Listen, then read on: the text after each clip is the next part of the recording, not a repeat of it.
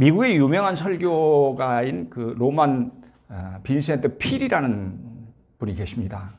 그분은 거의 평생에 주머니 속에 쪽지 한 장을 지니고 다닌 것으로 아주 유명합니다. 쪽지의 내용은 이렇습니다. 하나님의 빛이 나를 둘러싸고 있다. 하나님의 사랑이 나를 품고 있다. 하나님의 능력이 나를 지키고 있다. 하나님이 나를 보고 계신다. 내가 어디에 가든 하나님께서 거기 계신다. 그러니까 그는 평생을 하나님의 깊고 오묘한 사랑을 누리면서 산 것입니다. 오늘 우리가 함께 읽은 본문은 하나님의 사랑에 대한 말씀입니다. 여러분, 하나님은 우리에게 어떤 사랑을 하시나요? 첫째, 우리를 향해서 안고 업고 품고의 사랑을 하십니다. 안고 업고 품고의 사랑입니다. 야곱의 집이여, 이스라엘 집에 남은 모든 자여, 내게 들을지어다.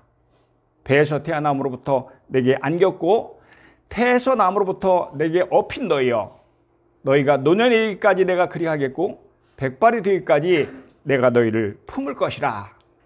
내가 지었은즉 내가 업을 것이요 내가 품고 구하여 내리라.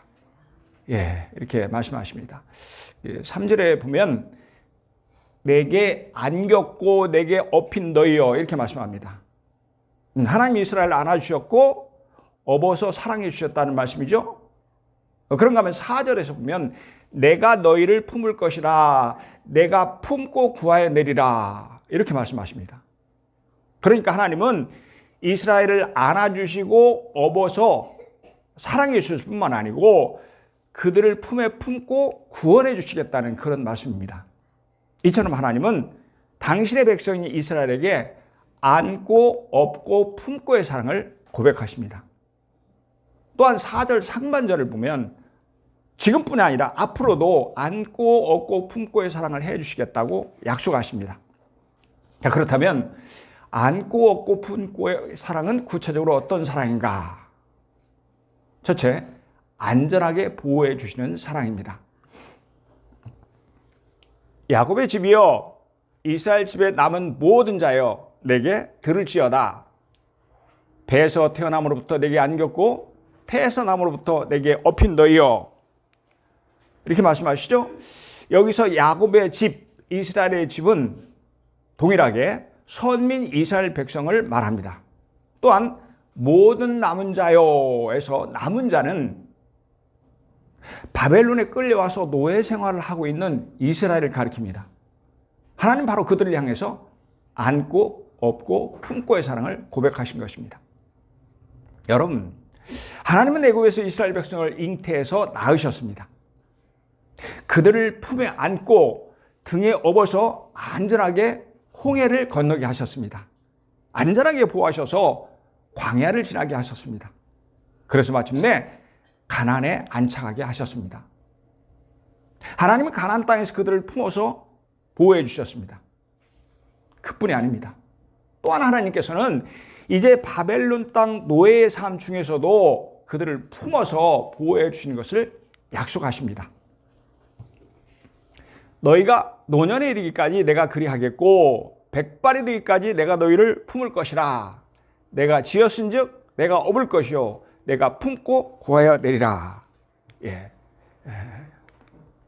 하나님은 이스라엘을 지으셨기 때문에 책임을 지신다고 말씀하십니다. 그렇죠? 출생한 애굽에서부터 장년에 이르는 가나안에까지 안전하게 보호해 주신 하나님께서는 이제 노년에 이른 바벨론 포로에서의 이스라엘을 여전히 지켜주시겠다고 말씀하십니다. 변함없이 보호해 주시겠다고 말씀하십니다. 한결같이 지켜 보호해 주시겠다고 말씀하십니다.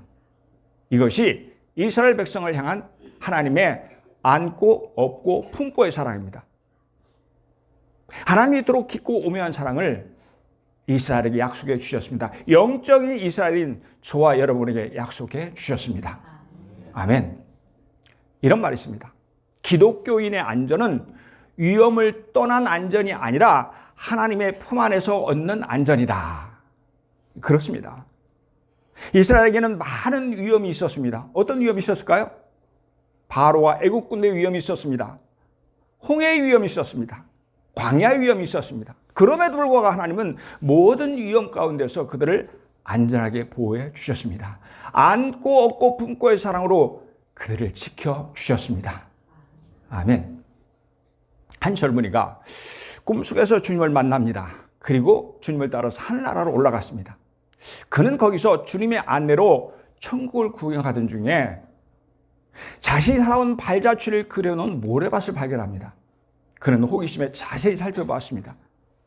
모래밭에는 두 사람의 발자국이 있었습니다. 하나는 자기의 발자국, 그리고 다른 하나는 주님의 발자국이었습니다. 그런데요, 자신이 정말 어렵고 힘들었던 때에는 하나의 발자국밖에 보이지 않았습니다. 그래서 그는 주님께 따지듯이 묻습니다. 주님, 왜 제가 그토록 힘들고 어렸을 때 혼자 내버려 두셨나요? 그러자 주님 대답하십니다. 아들아, 난 언제나 너와 함께 했단다. 너와 동행하다가 내게 고난이 닥쳐 어쩔 줄을 몰라 할 때 나는 너를 업고 지났단다.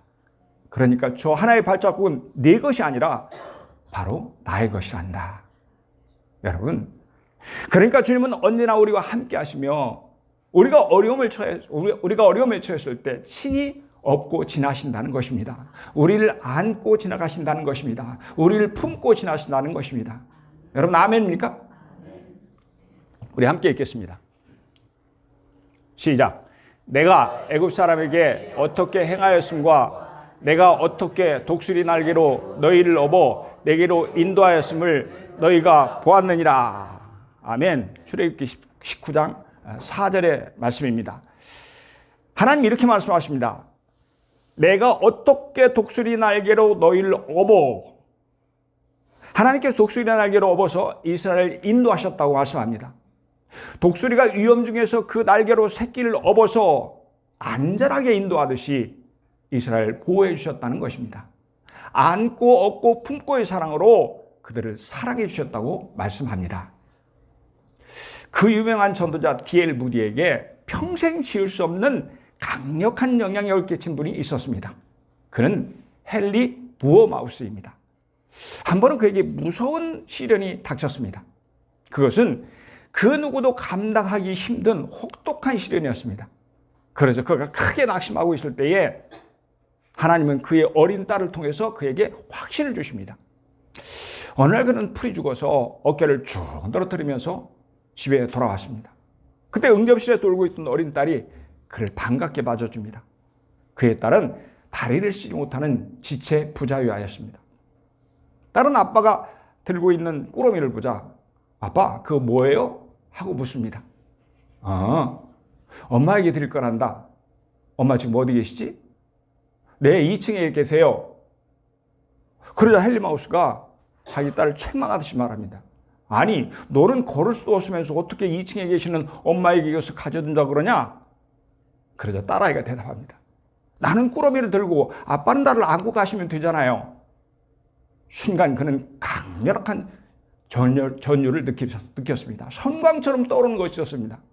그래, 하나님이 이와 같이 나를 안고 계시는데 왜 내가 그렇게 크게 좌절하는가?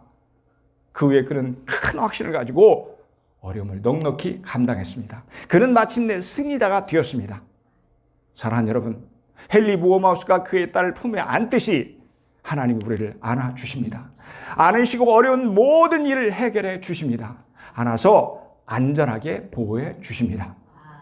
그렇습니다. 하나님 우리를 안전하게 보호해 주실 줄로 믿습니다. 하나님 우리를 철저하게 보호해 줄 줄로 믿습니다. 하나님 우리를 완벽하게 보호해 줄 줄로 믿습니다. 아멘. 안고 업고 품고의 사랑은 구체적으로 어떤 것인가? 첫째는 안전하게 지켜주시는 사랑이고, 그리고 둘째는 평안함을 주시는 포근한 사랑입니다. 다시 한번 보실까요? 야곱의 집이여, 이스라엘 집에 남은 모든 자여, 내게 들을지어다. 배에서 태어남으로부터 내게 안겼고 태에서 남으로부터 내게 업힌더이여. 3절에서 이렇게 말씀하시죠. 배에서 태어남으로부터 내게 안겼고, 하나님이 이스라엘을 태어날 때부터 품에 안으셨다고 합니다. 하나님은 넓은 품으로 안으셨다는 것입니다. 하나님은 포근한 품으로 그들을 안아주셨다는 말씀입니다. 이사야 40장 11절의 말씀입니다. 그는 목자같이, 그는 하나님을 가리키시죠. 그는 목자같이 양떼를 먹이시며 어린 양을 그 팔로 모아 품에 안으시며 젖먹이는 암컷들을 온순히 인도하시리로다. 그 팔로 모아 품에 안으시며 이렇게 말씀합니다. 하나님이 어린 양인 이스라엘 백성들을 당신의 품으로 안으셨다고 하지요. 하나님의 팔로 모아서 꼭 안으셨다는 것입니다. 하나님의 팔로 모아서 포근하게 안아주셨다는 말씀입니다. 그래서 이스라엘 백성들은 하나님의 포근한 품에서 평안함을 누렸다는 말씀입니다. 아멘. 하나님이 우리에게 주시는 평안은 폭풍 가운데서도 엄마 품에 안겨서 고온히 잠든 아기와도 같습니다.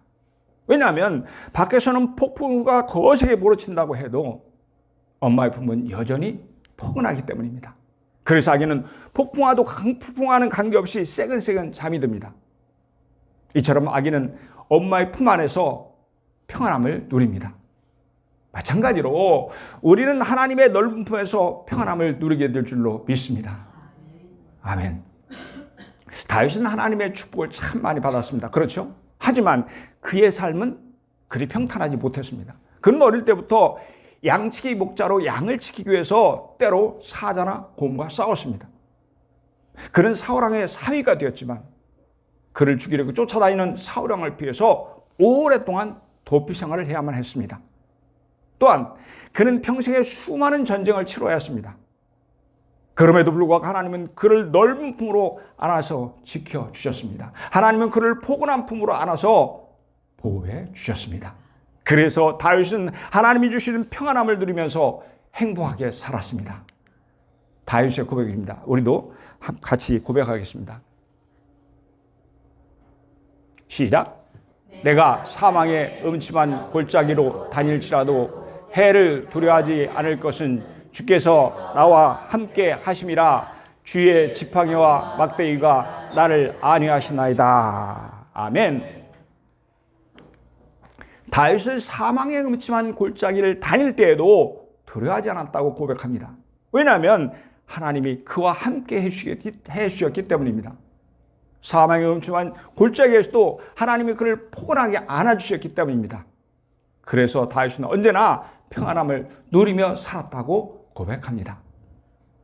세계적인 부흥사로 명성을 크게 떨쳤던 빌리 그레함 목사님은 이렇게 말했습니다. 폭풍이 일고 파도가 때리고 번개가 치고 비바람이 몰아칠 때 절벽에 깨어진 틈속 어미새의 품에 고온히 잠든 아기새야말로 그리스도 안에서 신자가 누리는 평안을 잘 말해주고 있다. 그리스도 안에서 신자가 누리는 평안을 잘 말해주고 있다. 높은 바위 위 절벽에 깨어진 틈속에 새의 둥지 하나가 있었습니다. 그런데 어느 날 폭풍이 일고 파도가 심하게 때렸습니다. 번개가 요란하게 치고 거센 비바람이 몰아쳤습니다. 하지만 거기에 있는 새의 둥지 안에는 어미새의 품속에 아기새가 고온히 잠들어 있었습니다. 왜냐하면 어미새의 포근한 품 안에 평안이 있었기 때문입니다. 마찬가지로 세상이 아무리 흉흉하다 할지라도 주님의 품은 포근합니다. 주님의 품 안은 참으로 아늑합니다. 그래서 우리는 그 안에서 참 평안을 누리게 되는 것입니다. 아멘. 우리 함께 읽겠습니다. 시작. 평안을 너희에게 끼치노니 곧 나의 평안을 너희에게 주노라. 내가 너희에게 주는 것은 세상이 주는 것과 같이 아니하니라.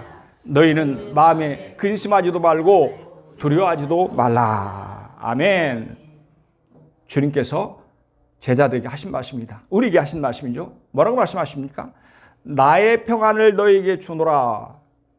주님이 우리에게 평안을 주신다고 합니다. 그런데 주님이 주신 평안은 세상이 주는 평안과 다릅니다. 그것은 인생의 폭풍우 가운데서 누리게 되는 진정한 평안입니다. 하늘의 평안입니다. 신령한 은혜입니다. 여러분 아멘입니까? 찬송가 413장 내 평생에 가는 길은 작사자 호레이쇼 G 스패포드 교수의 엄청난 비극 속에서 탄생한 찬송가입니다. 그래서 찬송가속의 욥기로 불리웁니다. 그는 변호사였고 린드 대학교와 시카고 의과대학의 법리학 교수였습니다. 그런가 하면 신학교 이사였고 운영위원이었으며 무디 교회 회계집사였고 부동산 사업가였습니다. 1873년 이 평화롭고 행복한 가정에 시련이 닥쳤습니다. 시카고의 대화재로 아주 유명했죠. 나흘 동안이나 계속해서 탔고 300명 이상이 죽었습니다. 시카고의 대화재로 집은 불타고 재산은 전부 잿더미가 되고 말았습니다. 그의 부인은 당시의 충격으로 인해서 건강이 몹시 악화되었습니다. 그러자 그녀의 주치의가 환경을 바꿔보라고 그렇게 권유했으며 가족들은 병약한 아내의 휴양을 위해서 유럽으로 출발합니다. 그래서 여객선을 예약했는데 자신의 집뿐만이 아니라 그가 출석했던 무디 교회도 잿더미가 되었습니다. 당시 스패포드는 무디 교회의 재정을 맡고 있었으므로 우리로 말하면 지금 재정부장이라고 볼 수 있죠. 교회당 재건 때문에 그의 부인과 그의 딸을 먼저 여행을 보냈습니다. 딸이 넷이었다고 그래요. 그리고 자신은 며칠 후에 뒤따라가기로 했습니다. 여객선은 일주일 동안 대서양을 순항했지만 새벽 2시 손님들이 모두 잠든 그 시간에 여객선은 영국 선적의 철갑선인 로키안과 정면으로 충돌합니다. 배는 226명의 승객을 실은 채 바닷속으로 침몰하기 시작했습니다. 사고 직후 스패포드 부인은 내 아이를 이끌고 갑판 위로 달려가서 두려움 가운데서도 무릎을 꿇고 하나님 앞에 간절히 기도합니다. 그동안의 여객선은 완전히 침몰되었고 말았습니다. 30분도 채 못 되는 동안에 벌어진 일이었습니다. 다행히 스패포드 부인은 익사하기 직전 실신한 채로 구명정에 의해서 구조되었습니다. 하지만 4명의 아이들은 모두 익사합니다. 9일 후 스패포드 부인은 웨일스의 카디프에 도착해서 남편에게 전보를 칩니다. 혼자 구조됨. 이 소식을 들은 교인들이 찾아와 그를 위로합니다. 스패포드는 아내를 데리러 서둘러 영국으로 가는 배를 탔습니다. 그가 담배가 비극의 대서양 사고 지점을 지나면서 그는 가슴이 찢어지는 아픔으로 밤이 새도록 하나님께 울부짖었습니다. 그런데 새벽 3시경 그는 일찍이 경험해보지 못한 주의 평안이 그의 마음에 가득 찼습니다. 그는 종이를 꺼내어 마음의 평안을 기록합니다. 내 평생에 가는 길 순탄하여 늘 잔잔한 강 같든지 큰 뽕파로 무섭고 어렵든지 나의 영혼은 늘 편하다. 내 영혼 평안해. 내 영혼 평안해.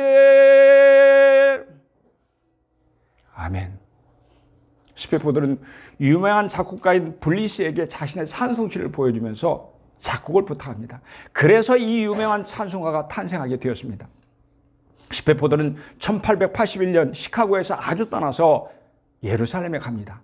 그런 후에 한 수도원에 정착해서 주의 사도로 생을 마감했습니다. 이처럼 그는 인생의 폭풍 가운데서도 참 평안을 누렸던 것입니다. 아멘. 사랑하는 여러분, 하나님은 그 넓은 품에 우리를 안아주실 줄로 믿습니다. 하나님은 그 포근한 품에 우리를 품어주실 줄로 믿습니다. 하나님은 우리에게 참 평안을 주실 줄로 믿습니다. 여러분 아멘입니까? 안고 업고의 품고의 사랑은 구체적으로 어떤 것인가? 첫째는 안전하게 지켜주시는 사랑입니다. 둘째는 평안함으로 말미암아 포근하게 해주시는 사랑입니다. 셋째는 기쁨을 주시는 따스한 사랑입니다. 야곱의 집이여 이스라엘 집에 남은 모든 자여 내게 들을지어다. 배에서 태어남으로부터 내게 안겼고 태서남으로부터 내게 업힌 너희여. 배에서 태어남으로부터 내게 안겼고 이렇게 말씀하죠. 이스라엘에 태어날 때부터 하나님은 그들을 안아주셨다고 합니다. 하나님이 그들을 따스하게 안아주셨습니다. 그래서 그들은 기쁨을 누렸습니다. 그렇습니다. 이처럼 하나님은 우리에게 기쁨을 주십니다. 종교개혁자 마틴 루터는 이렇게 말했습니다. 기독교인은 마음속으로 기뻐할 수 있는 사람이고 즐겁기 때문에 찬송과 춤과 기쁨의 표현을 할 수 있는 행복한 사람이다. 기독교인은 마음에 기쁨이 있다고 합니다. 또한 즐거움으로 찬송하고 춤을 추게 된다고 합니다. 그래서 기독교인은 행복한 사람이라는 말입니다. 왜냐하면 하나님이 우리에게 기쁨을 주시기 때문에 그렇습니다.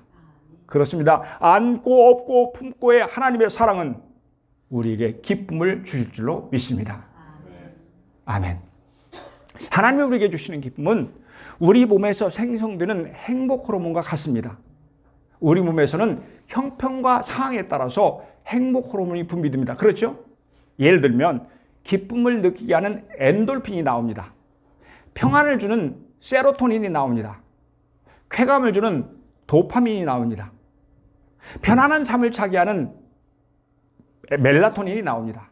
그런가 하면 우리에게 일체감을 느끼게 하는 옥시토신이 나옵니다. 마찬가지로 안고 업고 품고의 하나님의 사랑은 우리에게 기쁨을 줍니다. 영국의 시인자 역사가인 스코트는 말했습니다.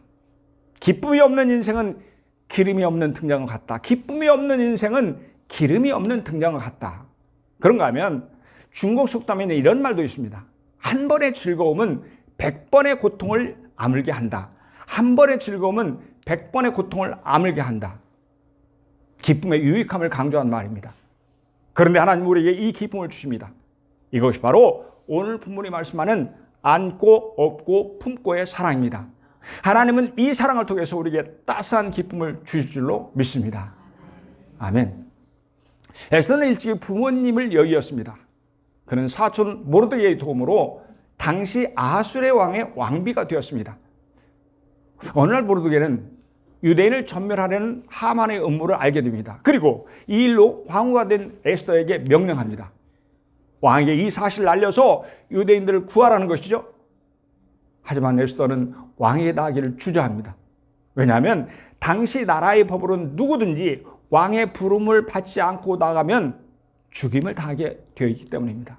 예외가 있다고 한다면 그것은 왕의 부름을 받지 않고 나온 자에게 왕의 지팡이를 내밀 때입니다. 오직 그때만 살아날 수가 있었습니다. 마침내 에스더는 결심합니다. 그는 수산에 있는 유대인들과 함께 사흘을 금식한 후에 왕에게 나갑니다.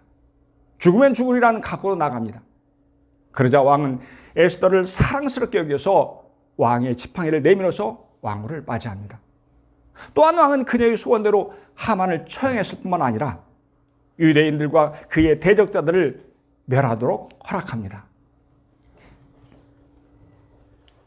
이날에 유대인들이 대적에게서 벗어나서 평안함을 얻어 슬픔이 변하여 기쁨이 되고 애통이 변하여 길한 날이 되었으니 에스더 9장 22절의 말씀입니다.